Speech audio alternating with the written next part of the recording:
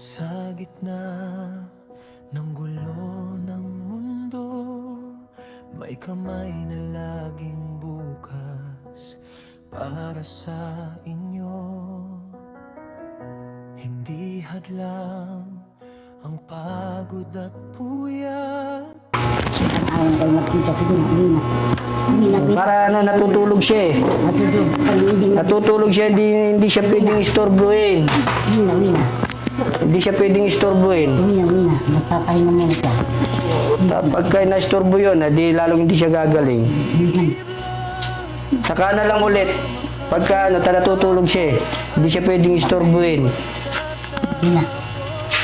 Kahit ilang pagsubok ang dumating, Ha? Hindi ka na muna. Hindi na. Akong bahala doon sa bata. Hindi na. Hindi na. Hindi ka na. Hindi ka nagpahinga na. Nakaawa yung kalagayan niya, tuloy nahanap niya yung anak niya. Umiiyak siya. Ikaw nga dyan eh. Alis mo makatanggol, sasakay mo pa, sasakay pa. Sige na, balik ka na lang sa susunod na araw pagka ano. Nagpapagaling pa siya. Walang mananakit sa kanya rito, akong bahala. Akong bahala rito, walang mananakit sa kanya. Sige na. Ano pa siya, natutulog. Hindi na. Makapagpahinga na. Siguro pahatid ko na lang siya, tay, para kawawa naman. Pahatid ko siya. Andyan yung Innova, bro. Pahatid nyo siya. Ihatid ka ni Kuya Tax para hindi ka maglakad. Asan yun? Ha? Ano? Si Tax. Ihatid ka niya. Pala, baka hintayin pang mapalo bago ibalik sa akin. Hindi walang magpapalo sa anak mo. Hindi kasi Ha? sabi, hintayin pag napapaluin. Hindi papaluin. Hindi papaluin ni tatay. Walang mamamalo sa kanya rito, akong magtatanggol sa kanya. Ha? Hindi ko kaya may manakit sa kanya. Kung gaano mo kamahal yung anak mo, mahal din ni tatay. Walang mananakit sa kanya rito dahil nandito ako. Akong unang-unang magtatanggol sa kanya. Ay, kung makapagpahinga ka na. Sige na, itay paano bang damo? Ihatid yata. Ihatid na lang ni Tax. Ayan, kukunin yung isang sasakyan. Ayan, pagkuha ko yung isang sasakyan. Ihatid ka ni Tax, ah?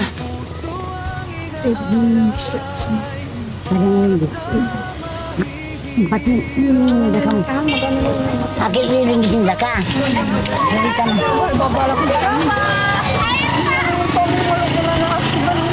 Akil liling din ito pagpagpagpagpagpag pa na kita. Kapi babagara. Ay, andi. Ang kapi babagatulan ng jatan. Ang karot na balbik. Paano bang dagi? Ihatid namin siya. Dito ka, dito. Andito yung sasakyan parating. Ayan. Tax, radyoan mo si Tax. Ihatid niya na lang to. Halika dito, Kati. Andito yung sasakyan. Ito. Ayan na, oh. Halika. Kawawa ka naman. Umiiyak siya, guys. Umiiyak siya. Sabi ka dyan, Angel. Ay, Umiiyak siya.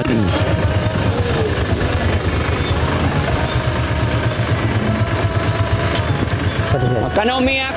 Ha? Ba't ka umiiyak? Sandali, papahatid kita. Huwag kang iiyak. Ha? Ano yung babalik mo sa akin? Hindi. Kasi...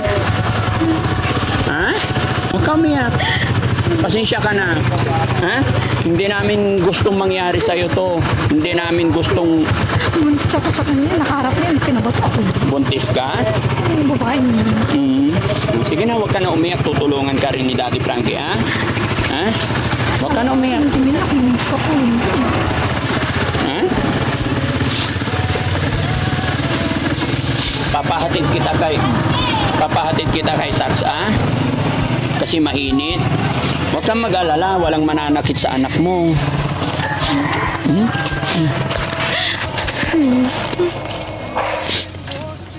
Tana. Huwag kang umiyak. Pasensya ka na, hindi namin gustong masaktan ka. Kailangan namin gawin to para gumaling yung anak mo. Ha? Naintindihan kita. Alam kong masakit sa ina, mapalayo ang kanyang anak.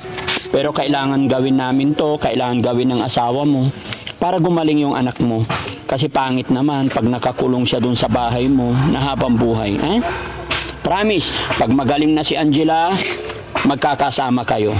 Pero kailangan pati ikaw, kailangan gumaling din, ha? Ha? Naintindihan mo, Kati? Ha? Huwag ka na umiyak. Mahal ka ng mga anak mo. Nagkataon lang kasi na may problema tayo. Ha? Okay? Sakay ka na doon? Ha? Halika, sasakay na kita. Dito, pahatid na kita. Ha? Huwag kang mag-alala. Doon na, dyan na lang kabila. O, sa likod, halika. Sige na. Ha? Ayaw mo sumakay? Sasakay ka na. Mahirap maglakad. Mapapagod ka, magugutuman ka. May pera ka? Hindi. Ha? Gusto mo ng pera? Pera. Para may pambili kang pagkain mo. Wala ka rin kung Lalakarin mo na lang. Ayaw mo sumakay. Hindi, mas magandang sumakay ka para kawawa ka ang init. Ha? Lokoy mo ako. Ha? Lokoy mo ako. Lolokohin? Hindi ka namin niluloko. Totoo lahat ng sinasabi ko. Ha? Kung anong pwede naming itulong sa'yo, gagawin namin. Ha? Nandoon na ba yung nanay mo? Kailangan makausap din namin yung nanay mo eh.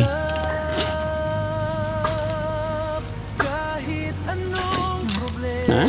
Nandoon na yung nanay mo? Kausapin din namin? Kasi yung nanay niya mga kababayan, retired teacher din yun. Kaya lang mahirap din kausapin kasi. Ano, retired siya. Baka hindi ako nagmamaalam. Di ba yung nanay mo retired teacher? Hindi. Retired teacher din yun. Sige na, tuloy mo nga. Sino? Ikaw, ano? Yung- Mamaya pagkatapos mo, baka mamaya hatakan mo ko. Tapos mamaya, baksak sa dyan kung lagi sa taon. Buhay pa ako, daw patay ha. Oo, buhay tayo. Oo, buhay tayo. Habang may buhay, may pag-asa. Nandiyan na. Meron na. Alin? Ano dyan? Bak brand? Brand? Oo, Anong brand? taon. Hmm? Bakayato mo ako dyan. Ano problem? Hindi ka mapapaano. Walang gagalaw sa'yo dito. Ha? Naiyak siya mga kababayan nung pinauwi ng biyanan.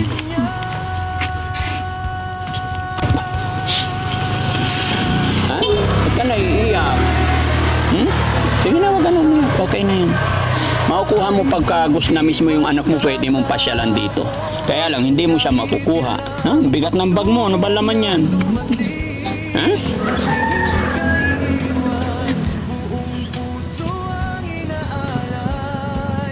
Hindi ko alam paano gagawin ko dito mga kababayan. Magaling mo dun. Ha? Hihintay ako dun. Hindi mo lang dun. Babalik namin siya pag magaling na. Ha? Pag magaling na siya. Ha? Pag magaling na si Angela, saka babalik magkakasama na kayo. Pero gaya ng sinabi ko, kailangan pati ikaw gumaling din. Pagkainom din ng vitamins, no? Tara, sakay na tayo. Para ipahatid kita kay Tax. Halika. Kaya Tax, hatid mo na siya. Sinong kasama niya? May kasama sana? Ito. Hatid na siya. Hindi. Pag naglakad ka, mahihirapan ka. Sige na, sakay na. Okay lang yan. Walang masamang mangyayari sa'yo. Mas kawawa ka dyan pag naglakad ka mainit. Okay? Magtiwala ka sa amin.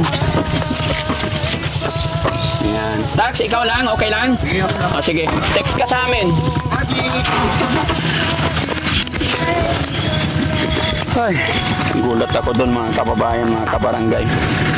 Pero naunawaan, naintindihan ko naman si Nanay Cathy bilang isang ina.